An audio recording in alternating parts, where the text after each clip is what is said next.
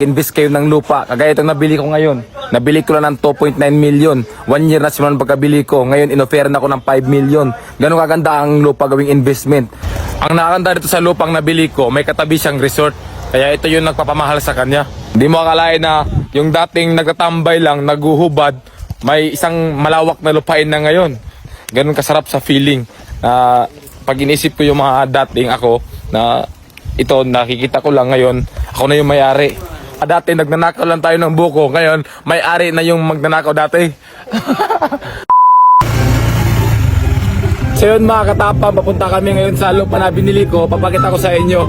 So ngayon nakakas lang ako sa motor, yan si Jules. Kasi yung sasakyan, pinaligo ko pa. Woo! Nadaan lang. Tago mo naman babe. Mamaya araw. So yan mga katapang, ito yung sinabi ko sa inyo na lupa na nabili ko. Ayan o, sobrang lawak niyan. Yan. Ananda dito mga katapang dito sa lupa na nabili ko. Kasi katabi niya ay resort. Ayan. Katabi niya resort. Ayan. Nabili ko ito mga katapang nung last year. So mga isang taon ko na ito sulang nabili. So ang nanda dito mga katapang, pag nag-invest kayo ng lupa, ang bilis ng pagkataas ng presyo.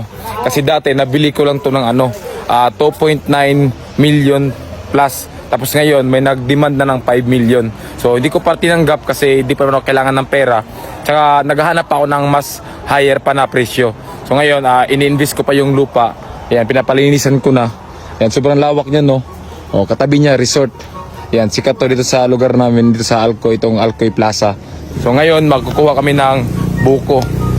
Ayan, daming puno dito mga katapang. Ayan, kasama sa pagbili ko. Ayan o. Kaya pag nag-invest kayo, piliin nyo yung lupa. Kasi ang bilis ng pagkataas ng value niya. Ang daming kakain pero isa lang yung umakyat. Along the road lang ito mga katapang. Ayan o, kasada. Malapit lang sa mga beaches. Mabilis lang to mabinta pag gusto kong ibinta. So may mga lumalapit sa amin na gustong bilhin tong lupa na to, pero hindi ko pa bininta talaga. Ayan o, hanggang dyan yan o. Oh, ang lawak nito. Oh, ito yung mga investment ko na hindi ko sinabi sa inyo. May mga lupa akong nabili na tinatago ko lang. Di lahat kasi na pinapakita ko sa social media. Ayan na o. Oh. Gusto mo na BG par? Pass mo na sa BG par, street ako eh. Ito yung trip namin ngayon. Marami naman batang masasayang mamaya. Tawa siya oh. Kaso single ka pa par eh.